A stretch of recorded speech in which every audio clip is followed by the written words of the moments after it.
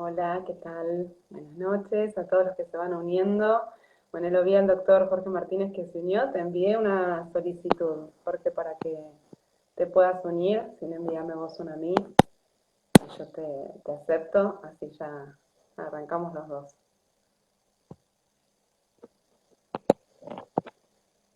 Avísame si te llegó. Bueno, hola a todos los que están saludando. Juana Tawada, Mabel Cuello, Miriam Ortiz, mwdeco.ar, Marta Montivero. Bueno, se van sumando de a poco. Vamos a esperar unos minutitos que el doctor se pueda unir. Fíjate, Jorge, si ves la solicitud que te envié. Ahí me dice que no puedes unirte. A ver, te voy a enviar solicitud de nuevo.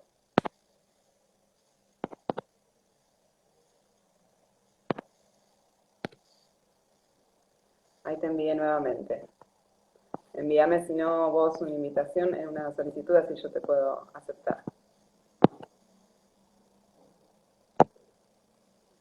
Hola Mario Paz de Bolivia, ¿cómo estás? Analia Pereiro.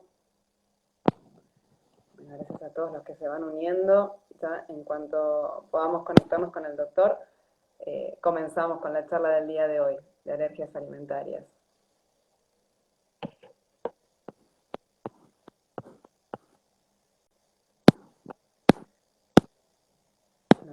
No te veo, Jorge.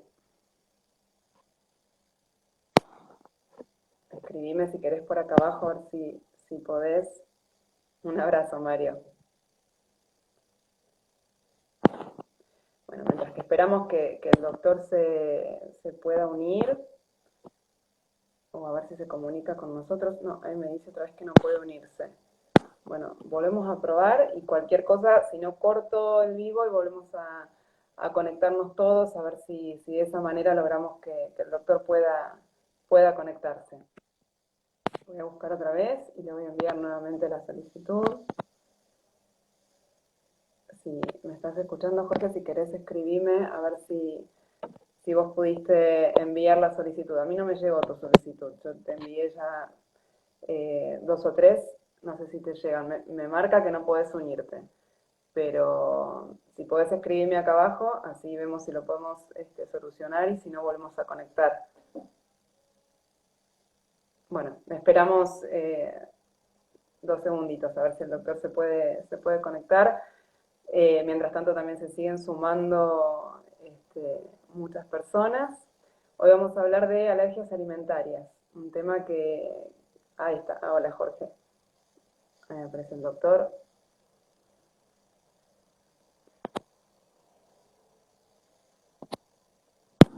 Decime si podés, te vuelvo a enviar. ¿Te llegan las solicitudes de invitación que te envío?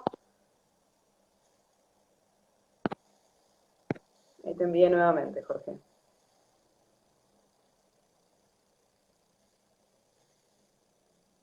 Bueno, esperamos a ver qué...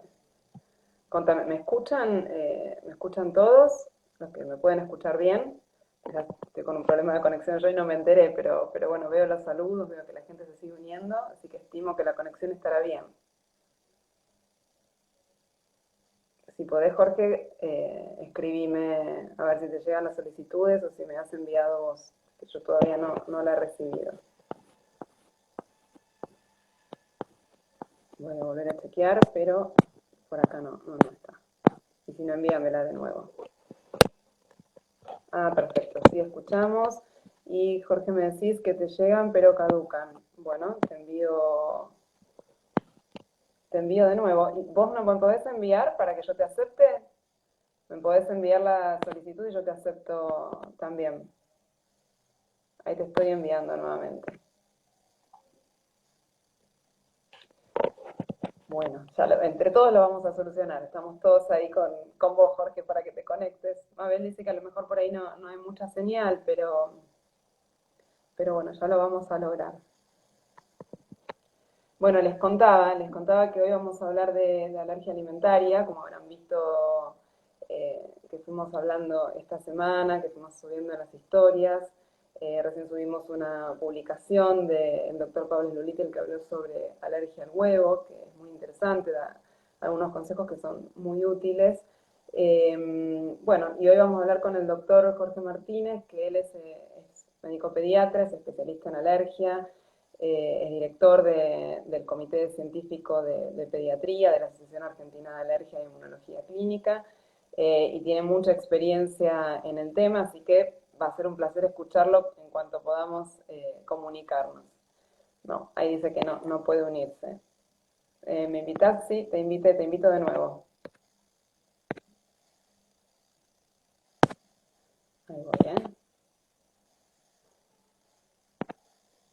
Enviar solicitud, enviada. Si no, no sé qué les parece, si les pasó esto alguna vez, cómo podemos solucionarlo. Si no, cortamos y volvemos a conectar en 2 minutitos. En 2 minutitos no, enseguida. Esperemos un segundito a ver si esta solicitud que le envía el doctor le llega. Y si no, vemos de volver a empezar, como solucionamos todo siempre, lo tecnológico. A ver, no. ¿Vos no podés, Jorge, enviar solicitud de invitación? Ahí está, bien. Hola, ¿cómo Pensé que estás? ibas a estar sola. Ay, bueno, siempre pasan estas cosas, me quiero matar. Me imagino, me imagino. No, bueno, Estuve... prender la radio, bueno, de última volvemos a entrar, viste que esto es así, es prender y apagar otra vez, a ver si se vuelve. Sí, sí, sí, no, no, a ver, estoy con el teléfono de mi hija que me vino a salvar. Ah, qué grande. ¿Cómo estás, Así Jorge? que, ¿Bien? ¿vos me escuchas bien? ¿Se escucha Yo te bien? escucho, yo te escucho perfecto, ¿vos me escuchas bien? No, no, yo los escucho perfecto, pero como no tenía conectado el micrófono, quería ver, confirmar de que me escuchen bien. No, se te escucha y se te ve súper nítido, así que perfecto. Aprovechamos Bueno, para arrancar. bueno, buenísimo. Les estaba contando, me estaban ayudando a ver cómo nos conectábamos, que bueno, vos estarías leyendo igual. Y mientras tanto les estaba contando que bueno, me presento, que yo no me presento, para los que no me conocen, mi nombre es Silvana Moncel, soy pediatra especialista en alergia, y el doctor que nos viene a acompañar hoy, placer escucharlo, es el doctor Jorge Martínez, médico pediatra, es especialista en alergia e inmunología y es director del comité de la Asociación Argentina de Alergia y bueno, tiene mucha experiencia en el tema, así que vamos a aprovechar hasta que todas las preguntas que dejaron los seguidores han dejado un montón de preguntas durante toda la semana, que ya las tengo todas anotaditas, algunas un poco se repiten, así que por ahí me escuchan que nombremos a todas las preguntas, pero porque bueno, hay muchas consultas muy frecuentes, ¿no? Entonces, Bien. englobadas y vamos a tocar un poquitito, a hacer un poquito de las actividades, de alergia alimentaria y después vamos a empezar con las preguntas y también están surgiendo durante la charla. Bueno, ¿qué nos puedes decir de qué es la alergia alimentaria? Bueno, Silvana, primero, muchísimas gracias por la invitación. Es un placer, además, que vos estés participando porque sos muy amena y es muy fácil conversar con vos en estos temas. Gracias. Eh, un poco, yo, siendo un mínimo resumen de por qué veo tantas alergias alimentarias dentro de la especialidad, un poco fue, yo me formé en el hospital de clínicas, en un departamento de alergias bastante amplio, pero no había pediatras. Entonces, cuando había chicos me los mandaban a mí, porque no preferían ver adultos los demás médicos. Y ahí es donde empecé a ver que dentro de mi formación muchas alergias a alimentos y me llamó mucho la atención. Y al tener una formación pediatra, todos los pediatras amigos también me mandaban sus pacientes con sospecha especialmente de leche, como sabemos que es la más frecuente, y ahí empecé a tener mayor cantidad de pacientes y un poquito más de experiencia, que es lo que siempre trato de transmitir. Ujú. Cuando nosotros hablamos un poco de lo que es alergias alimentarias, primero tenemos que diferenciar si es una reacción adversa o una reacción alérgica. La reacción alérgica, a diferencia de la que es una reacción adversa, es una reacción que se produce siempre, que es una reacción que se produce por una sensibilidad que tiene el paciente específica. Pero puede haber alguna reacción tóxica o alguna reacción por alguna deficiencia enzimática en el intestino y que puede simular el cuadro clínico de dolor, rash, después vamos a ver, ¿no? La parte clínica, cómo se manifiesta. Entonces creo que el primer paso que debemos hacer es confirmar si este cuadro de rash, de brotes, de reflujo, de posiciones con sangre, de cuadros respiratorios, son debido a una alergia o es un problema que no sea alérgico. Claro, claro, pues sería totalmente distinto. Una manifestación nos puede hacer pensar por muchas cosas distintas, y en el caso de una alergia alimentaria sería de causa inmunológica, con lo cual eso nos va a dar, una vez a tener el diagnóstico, por supuesto, poder diagnosticarlo primero, una vez que lo pensamos, y después de ahí embarcarnos en todo lo que sigue. Entonces, primer paso sería ese, diferenciar si realmente es una alergia. Y vos decías cuando empezamos que cada vez llegan como más consultas, ¿vos pensás que es más prevalente la alergia y la alergia alimentaria puntualmente en el último tiempo, o es una percepción?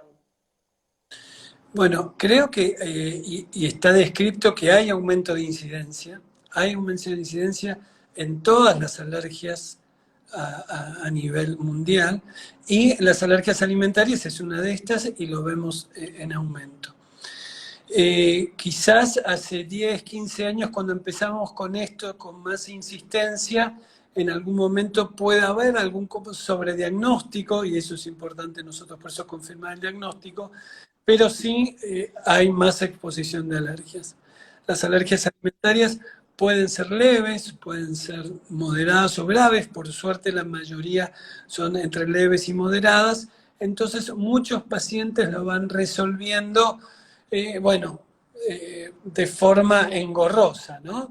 Y muchas veces cuando hacemos el diagnóstico a hermanos menores, las madres nos dicen, ah, bueno, entonces el mayor le pasó, debía haber sido alguna alergia porque la pasó re mal, no dormía toda la noche y O los tenía padres, problemas. que nos pasa mucho en alergia, también Totalmente, llegan a totalmente, subir por llevar a sus hijos al especialista. Y, totalmente, totalmente. y para ser alérgico alimentario, alergia a un alimento, ¿cualquier persona puede ser alérgica? Bueno, muy buena pregunta. No todas las personas pueden ser alérgicas alimentarias, tiene que haber una predisposición genética y después desarrollarse un mecanismo inmunológico para generar una reacción inflamatoria frente a ese alimento. Por eso es muy importante los antecedentes familiares. Sabemos que las alergias tenemos casi un 40% de transmisión a nivel genético, es decir, los padres son alérgicos, probablemente los chicos tengan mayor tendencia. Entonces, eso es una herramienta que nos va a ayudar más en la parte genética, pero no cualquiera lo puede hacer. También influye, y esto es muy interesante y lo que lo hace más complejo y para nosotros digamos un desafío, es que no solo la parte genética influye en manifestar una enfermedad, sino la parte ambiental. Evidentemente, y cada vez sabemos más, que la influencia en el embarazo, la influencia en los primeros meses de vida, ya sea la alimentación de la madre, la alimentación del niño, las vacunas que han tenido, si han tenido antibióticos, el tipo de parto, influye un montón en el desarrollo de esos pacientes que pueden tener esta sensibilidad y después desarrollarlo. O sea que es importante que haya un factor genético, evidentemente, pero también influye mucho la parte ambiental y la historia personal de cada uno. Claro, sí, sí, que son dos consultas súper frecuentes de los papás. Primero es, a ver, si yo soy alérgico, puede serlo, porque quizás el padre tiene otra manifestación, o los padres tienen otra manifestación alérgica, o quizás tiene un hijo que es mucho más frecuente y quieren saber qué qué probabilidades de que el próximo hijo o su futuro hijo también lo sea, y bueno, haciendo acá, si respondiste a las preguntas más frecuentes que dejaron los pacientes, los seguidores en redes, es una historia, ¿no? Y la otra también, que contabas recién, era sobre los factores de esto del parto por cesárea, que a veces preguntan, ¿hay riesgo más allá de la herencia? ¿O qué otras probabilidades hay de que tenga una alergia alimentaria, ¿no? Que no son, digamos, 100% seguras. No es que haber nacido por cesárea signifique que va a desarrollar una alergia alimentaria, ¿no? Porque esto quizás puedes aclarar un poquito más vos. Claro que Totalmente, totalmente. Creo que hay, como habíamos dicho, factores genéticos que uno lo tiene y lo pueden presentar, depende de la penetrancia que tenga, se va a manifestar más fácil o más difícil, pero también hay estos factores que vamos conociendo que son factores protectores. Yo lo llamaría como factores protectores. Decimos, bueno, una dieta saludable en la madre probablemente nos ayude a generar una microbiota. ¿Cómo? que lo diste vuelta al lado positivo, en vez de ver los factores de riesgo de la contaminación, lo ves del lado protector, está perfecto. Bueno, sí, sí, creo que tal cual, tenemos que enfatizar en eso, porque digamos, el tema del tipo de parto, por ejemplo, que hay, que sabemos que en la cesárea aumenta la incidencia. Yo, si bien es verdad, también siempre recalco que ojo que la cesárea salvó muchas vidas y realmente es algo que ayudó mucho a cambiar la mortalidad neonatal. Entonces, ok, Sí, bueno. si tenemos una cesárea, bueno, tenemos, pero tenemos también otros factores para protegernos. Comer sano, evitar no tomar antibióticos, tener, bueno, las pautas de cuidado en este primer año de vida, que es fundamental para mantener una microbiota saludable, tener, ver qué es lo que pasa con el ambiente, con los hermanos, con las infecciones que uno puede tener, que a veces favorece o a veces hasta protegería los factores inmunológicos para tener una reacción de otro tipo, no alérgica, sino menos hacia la infección. Mira, acá hay una pregunta que está buena hacerla, yo dije al final, pero está buena hacerla ahora porque en realidad vos empezaste con esto, diferenciar qué es una reacción alérgica, una reacción adversa, si es alérgica o es una reacción de algún otro tipo. Y dice, al principio de la cuarentena empecé con anginas y ronchas en el cuerpo, ¿se puede deber a intolerancia a la lactosa, celiaquía, o a qué especialidad puedo recurrir? Y es súper frecuente también esta consulta, en realidad es una cuestión de tolerancia a la lactosa y alergia. Totalmente, totalmente. Creo que es un muy buen punto, es una muy buena pregunta porque es algo que se mezcla mucho y que a veces, y que el tratamiento es distinto, ¿no? Una intolerancia a la lactosa es una reacción totalmente distinta, una reacción alérgica a la leche. La intolerancia es un déficit enzimático que una persona tiene a nivel intestinal y que genera distintos metabolismos, distintos productos que genera inflamación intestinal, dispepsia, deposiciones distintas, incomodidad y que nos lleva a pensar que evidentemente hay un problema digestivo. Ahora, esta intolerancia digestiva habitualmente empieza después de los 2, 3 años, no es antes del año, y generan habitualmente solo síntomas digestivos. En la mayoría de los casos, síntomas digestivos. En cambio, los cuadros alérgicos, si bien más del 50% de una reacción alérgica alimentaria tienen síntomas digestivos, también tienen otros síntomas que ahí empezamos a diferenciarlo, como son síntomas respiratorios o síntomas de piel. También la mayoría de los pacientes, hay distintos estudios, pero hablan de un 40%, 60%, 50%, depende de la población estudiada, de síntomas de piel. Entonces, cuando uno ya habla de un chico menor de un año con una reacción de piel, ya se está inclinando más para una alergia alimentaria más que a una intolerancia. ¿no? Sí, sí, Y, sí. Es súper importante esto, que más conceptos que es ¿viste?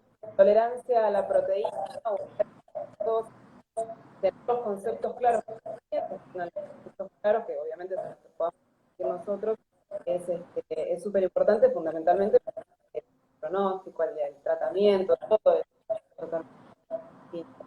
Y decime, que uno es alérgico a un alimento, más frecuente, hay alimentos que puedan ser más frecuentes, se puede ser alérgico a alimentos. bien, bien. Y esto también otra pregunta muy interesante. Y si bien están descritos más de 150 alimentos que pueden producir alergias alimentarias, tenemos el famoso grupo de los 8, que son los que se llevan casi el 90-95% de las alergias alimentarias, que es la leche, el huevo, la soja, el trigo, el maní, los frutos secos, pescados y mariscos. Lo interesante también en cuanto a frecuencia, que según la edad vemos distintas incidencias de estas alergias. Vemos que leche, huevo, trigo, maní son los que más aparecen en la primera edad y diría leche y huevo los más frecuentes en el primer año de vida o en los primeros 2 años de vida.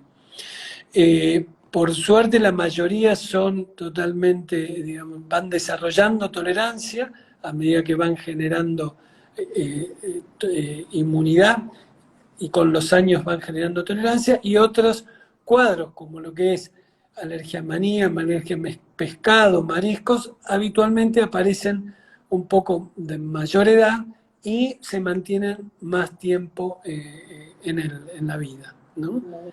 O sea que uno puede hacer alergia alimentaria, a manifestar su alergia alimentaria en distintas etapas de la vida, no solamente una manifestación de los chicos. Totalmente, totalmente.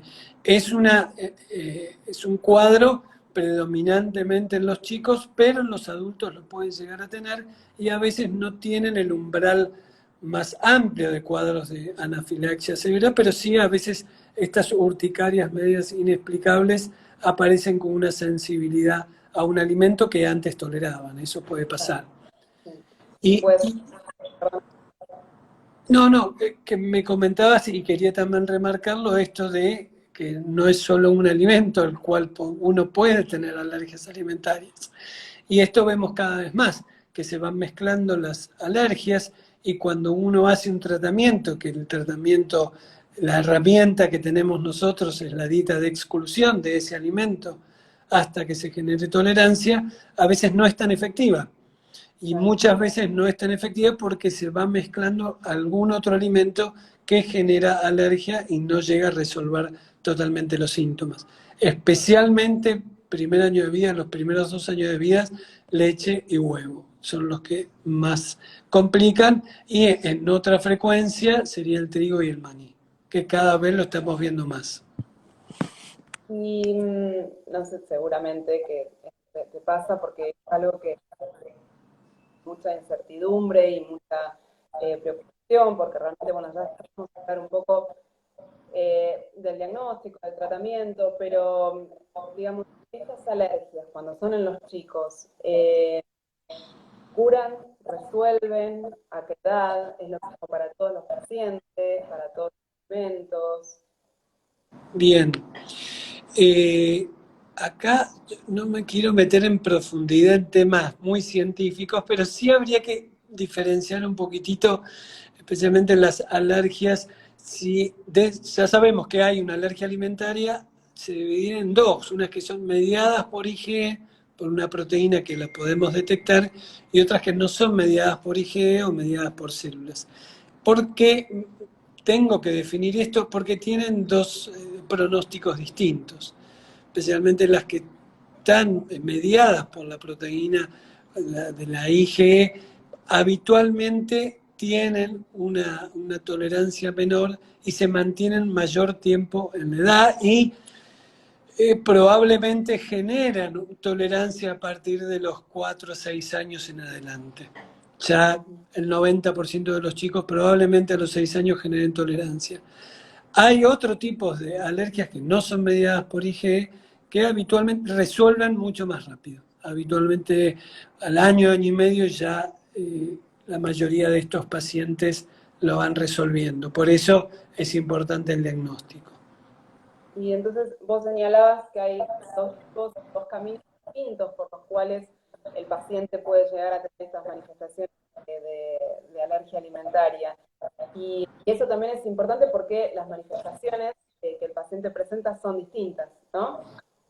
Sí, totalmente. A veces se mezclan, pero pueden ser, digamos, es el desafío diagnóstico poder llegar a diferenciar, ni hablar de algunos pocos, por suerte, que tienen mixtas, ¿no? Que nos hacen más difícil el diagnóstico.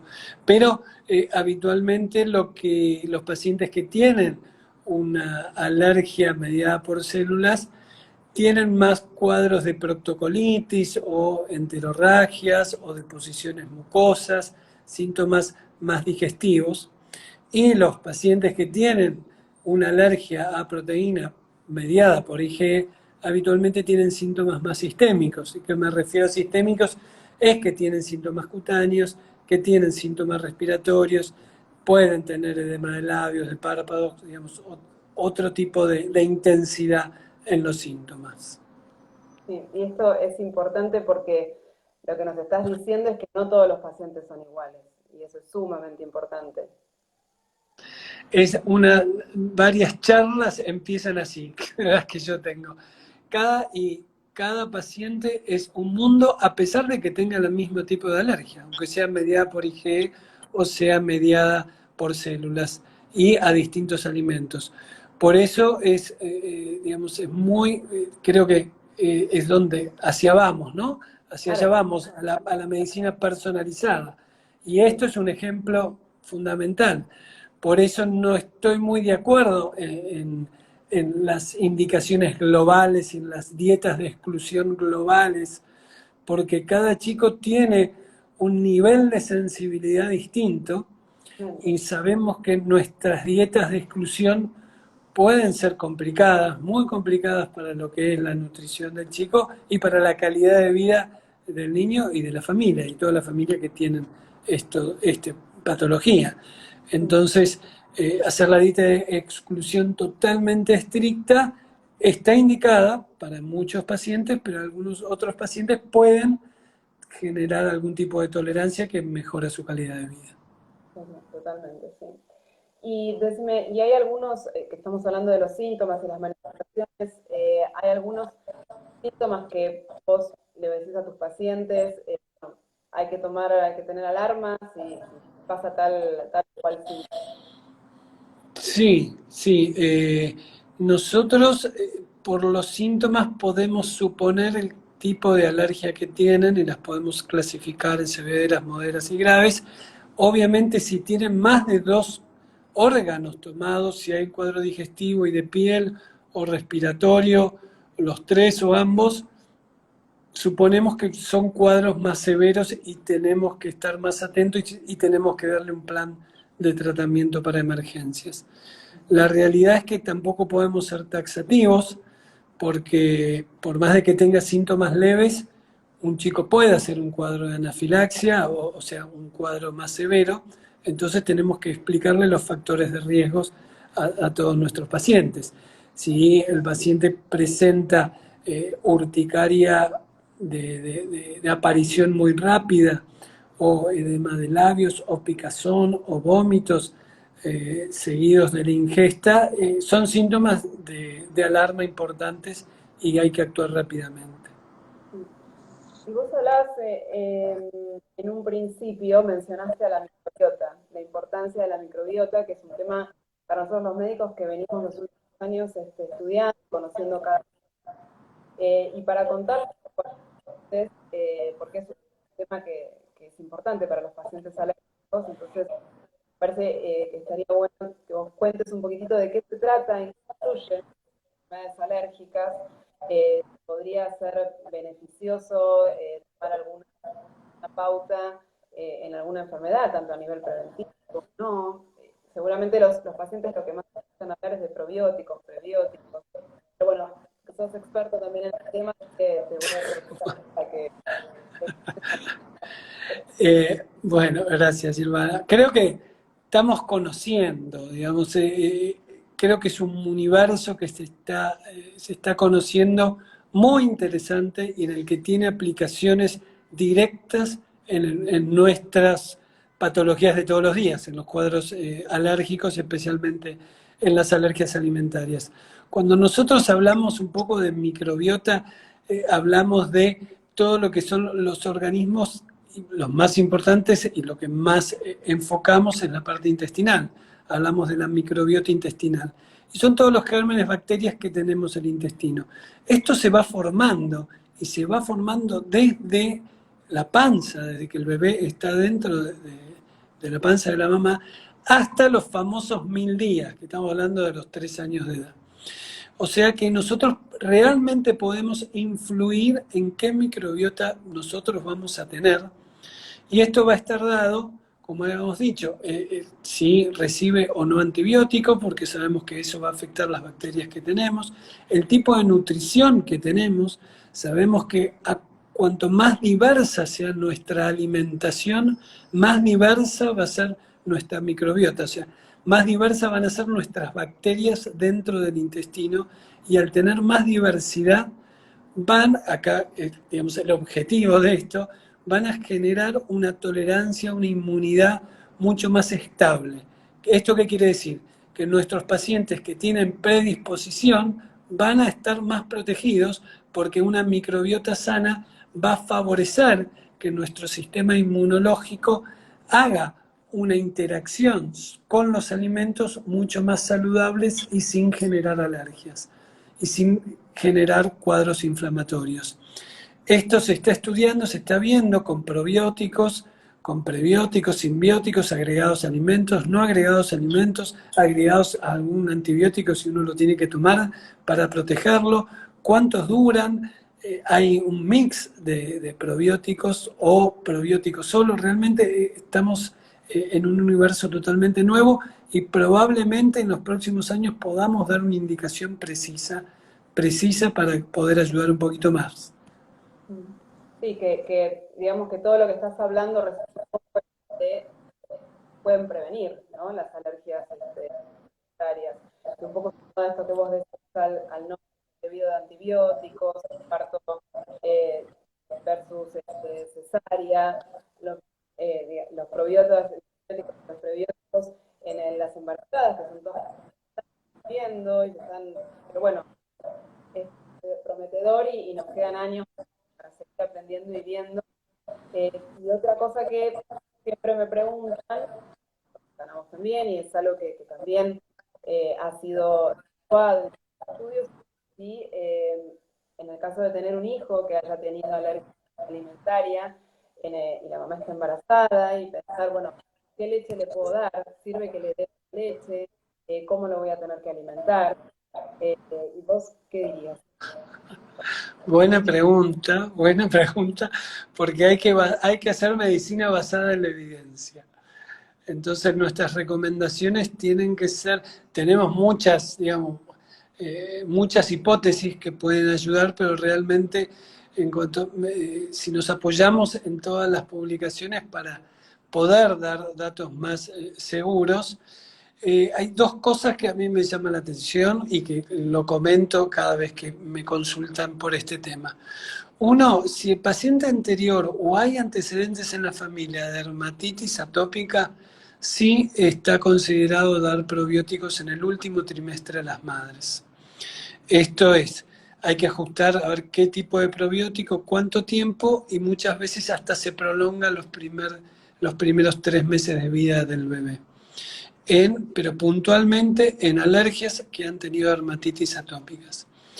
Y la segunda consideración es si el bebé en el primer semestre de vida hay antecedentes presentes de alergias alimentarias y este chico necesita, especialmente de alergia a proteína de leche de vaca, y necesita consumir una leche que no, porque la madre no puede llegar a darle como complemento o como suplemento, de inicio utilizar las leches hidrolizadas, extensamente hidrolizadas, para prevenir cuadros alérgicos. Claro, donde la proteína de la leche estaría no estaría entera, sino tendría como una hidrólisis, o sea, se parte de esa proteína que disminuye la probabilidad de inmunológica. Gracias por la traducción, Yo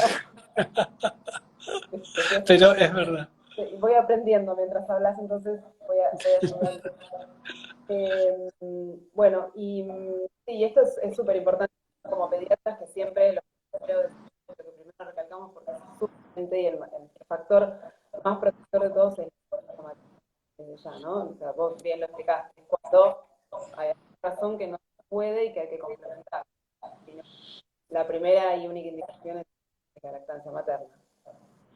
Totalmente, sí, eso es un factor protector, como decíamos, de la microbiota, favorece que el sistema inmunológico no reaccione por demás Claro, frente a una proteína que es la alergia, ¿no? Que es un alimento identificado como algo tóxico y entonces genera la reacción.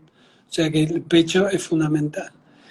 Y muchas veces me preguntan, y creo que seguramente esto lo han preguntado, es, bueno, pero si yo sospecho una alergia alimentaria, tengo que consumir leche, tengo que consumir alimentos, ¿pasan los alimentos a través de la leche materna? Y sabemos que sí, que pasan. Depende también de la nutrición de la madre y el tipo de fisiología de la madre, puede pasar en mayor o menor cantidad y puede desencadenar cuadros alérgicos o no.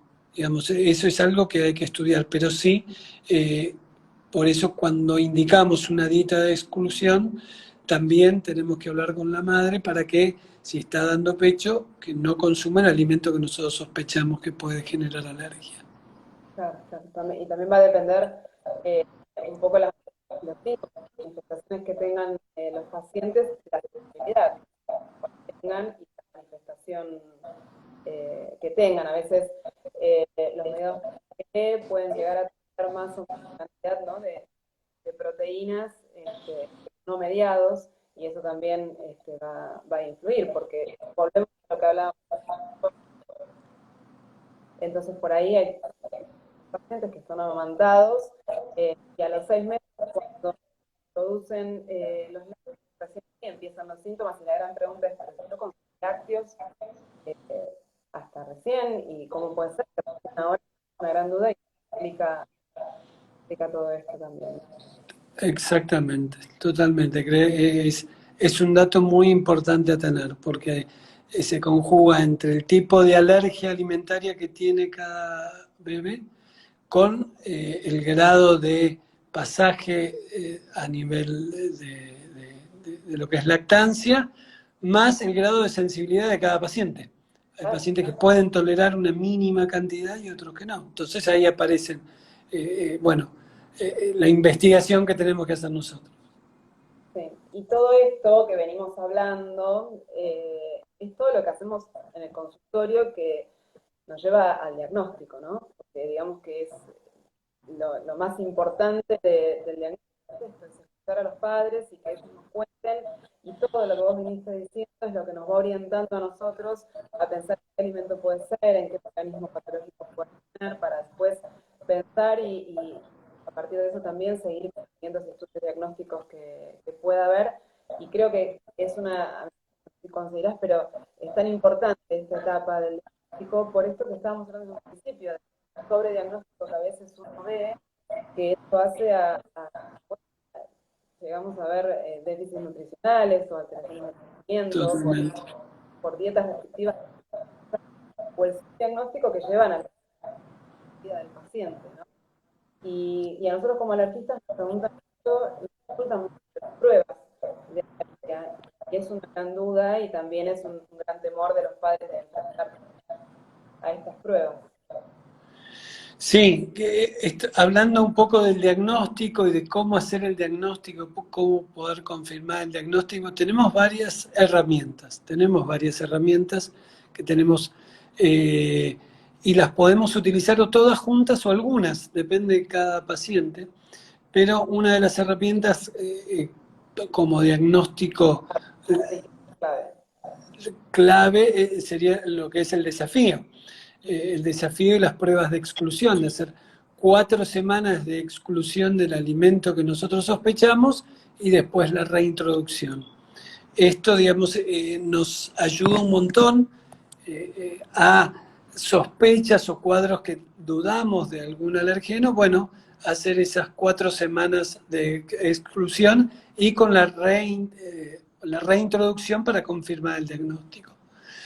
Este es el gold estándar para el diagnóstico, es lo que está en todos los libros, pero muchas veces no es fácil y a veces nos deja dudas. A veces dice, cuando uno lo lee en el libro dice, ah, bueno, es una papa. Pero cuando está en el consultorio el paciente, muchas veces esta dieta de exclusión se mezcló que se resfrió o uno sabe si no hubo alguna otra cosa que haya incidido. Bueno, y tenemos otras pruebas complementarias que nos pueden ayudar.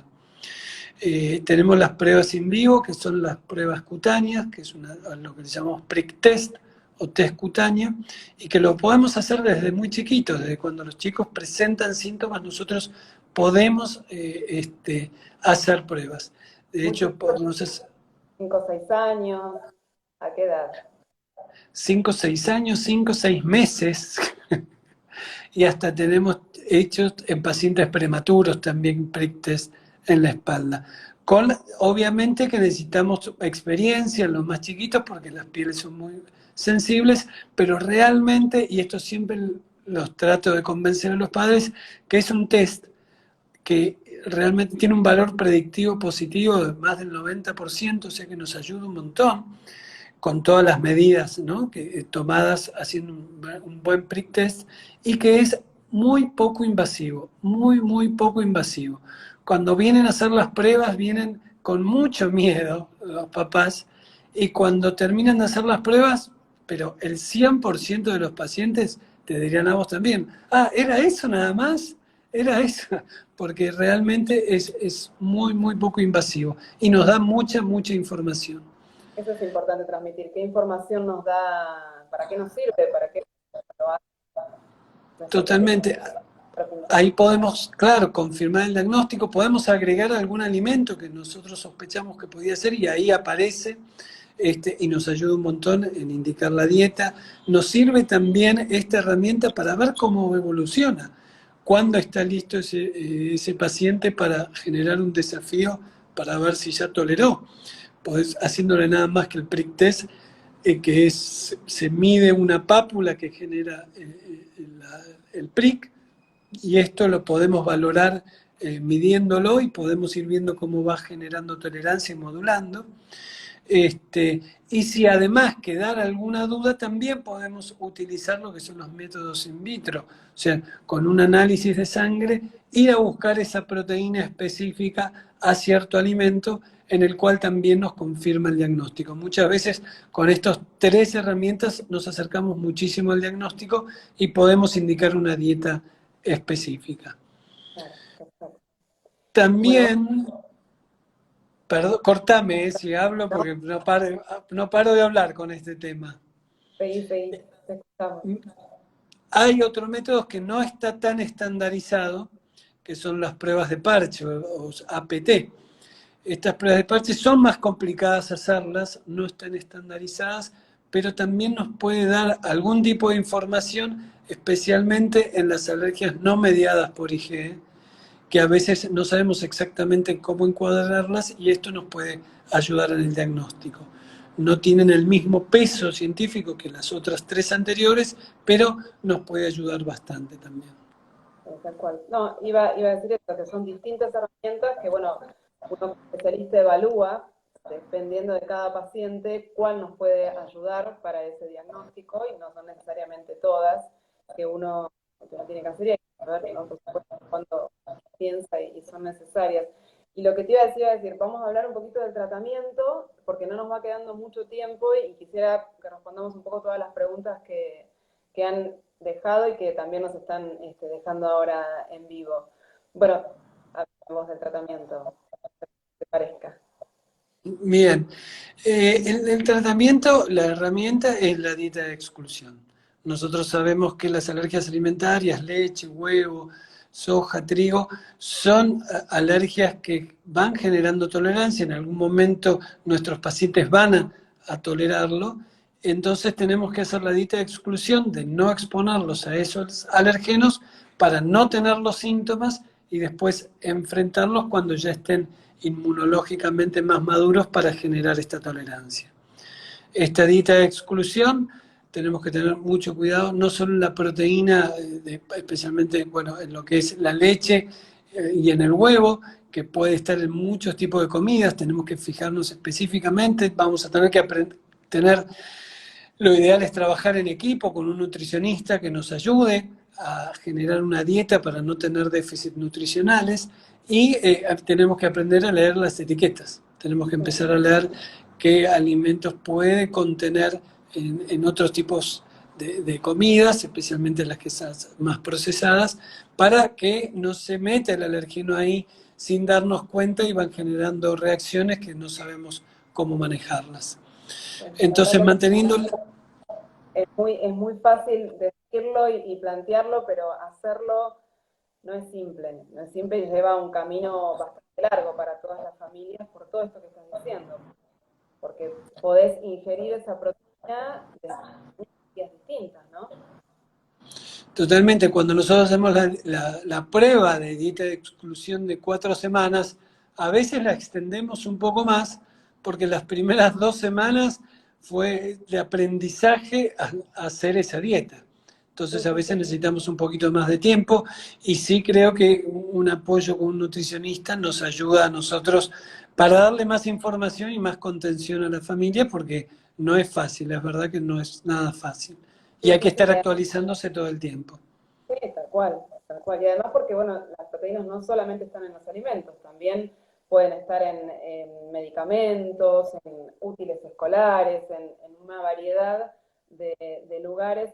Mira, te cuento, y de paso le cuento a todos los que nos están acompañando, mañana vamos a tener otro vivo y vamos a hablar con una mamá de un paciente con alergia a proteína de leche de vaca que se juntó con otras mamás y formaron un grupo que se llama Ley APLB, porque justamente lo que están tratando y luchando y en camino de llegar a la sanción de una ley del etiquetado para los alimentos aptos y no aptos a la alergia a proteína de leche de vaca, que eso es, uno lo ve como algo simple, pero es un camino de tanto decir, bueno, una lucha de decir, bueno, ¿qué puedo comer? Porque lo que es tan fácil para uno ir y comprar algo, para un paciente con una alergia alimentaria, comer cualquier cosa puede llegar a significar una reacción, ¿sí? Y bueno, y una mala calidad de vida. Así que bueno, ellos mañana los invito a todos a que nos acompañen porque realmente es muy interesante apoyarlos también en este camino y ellos nos van a contar un poco más de cómo va todo por ahora. Sí, sí, además, como decíamos, es la base del tratamiento. O sea que si no lo podemos hacer, no podemos hacer el tratamiento. O sea que la ley de etiquetado realmente va a ayudar un montón. Creo que hay que apoyarla totalmente, totalmente. Bueno, si te parece, vamos a ir leyendo algunas preguntas de las que fueron dejando y después de las que tengo acá anotadas también. Bien. Estoy buscando, no me quiero saltear ninguna porque después nos retan.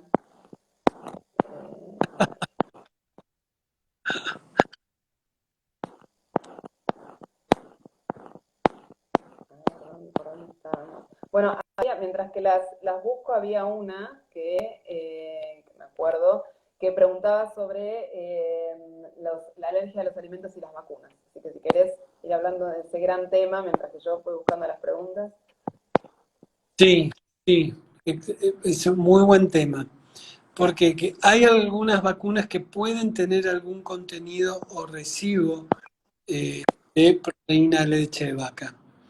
Es verdad, nosotros hicimos un trabajo de investigación, consultamos en un momento en la asociación sobre distintas vacunas que nosotros sospechábamos que podían llegar a tener y tuvimos información de que podían tener algún rastro de leche. La verdad es que la cantidad de proteína de leche que podían llegar a tener realmente era muy baja, y el grado de sensibilidad que tenía que tener un paciente para generar una reacción tenía que ser muy, muy alto como para generar un problema. Creo que todos los chicos que tienen alergias alimentarias, especialmente alergia a la leche, a la alergia al huevo, que son los dos componentes que pueden tener las vacunas, requiere una evaluación de un especialista, un médico que haga alergias pediátricas, para evaluar hacer una evaluación completa de este chico si puede o no vacunarse. Pero el mensaje que yo siempre digo es que de la mayoría de los pacientes, hablo más del 90-95%, se pueden vacunar sin problemas. Quizás algún chico que tenga alguna sensibilidad, yo le haría alguna premedicación o algún tratamiento especial, que eso lo vería cada médico especialista, como dijimos, medicina personalizada, cada chico tiene una indicación. Pero no tienen sí, en el grupo poblacional más importante de alergia alimentaria, no tienen contraindicación para hacer alguna vacuna. Sí, sí, eso tienen que hacer una evaluación previa a cada vacuna, especialmente la antigripal, la vacuna para la fiebre amarilla en huevos y la vacuna sextuple o cuádruple en el primer año de vida en lo que es leche. En un momento tuvimos alguna contaminación cruzada en la Sabin, pero ya no se usa más, se pasó a la sal, así que ese es un problema menos. Perfecto. Bueno, el mensaje es vacunar. No dejar de vacunar y consultar ante alguna duda. Bueno, dice, ¿qué pasa cuando no reaccionamos a los corticoides bajo el cuadro de alergia alimentaria? No, no, yo no entendí muy bien, porque no es una de Oh, las indicaciones. Sí, a ver qué interpretaste vos. bueno, la pregunta es, ¿qué pasa cuando no reaccionan a los corticoides en alergias alimentarias? ¿No? Sí, sí, sí. Bueno, cuando nosotros tenemos que utilizar corticoides en una alergia, ya estamos en un paso, una alergia más importante. No es la indicación de inicio para nada, en todo caso será un tratamiento de alguna recaída o un tratamiento inicial, pero ahí apuntaría más al diagnóstico, bien al diagnóstico, qué es lo que está pasando, si hay algún otro factor. Sabemos que las alergias alimentarias con comorbilidades aumentan la sensibilidad y generan más recaídas y cuadros más intensos, como pueden ser infecciones, como pueden ser tomas de medicamentos. Entonces, ahí evaluaría bien el contexto, qué es lo que está pasando que requiere hasta un corticoide, esa alergia alimentaria, y más si todavía no respuesta. Evidentemente, ahí hay algún otro factor que hay que investigar mucho. Perfecto.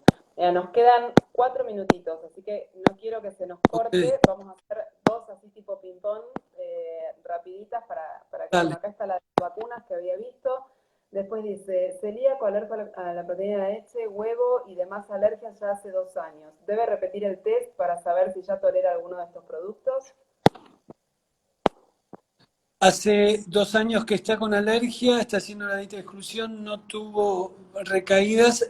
Creo que es un buen momento para hacer una evaluación. Yo lo que habitualmente hago es hacer un test cutáneo previo al desafío de la alimentación para ver qué grado de sensibilidad.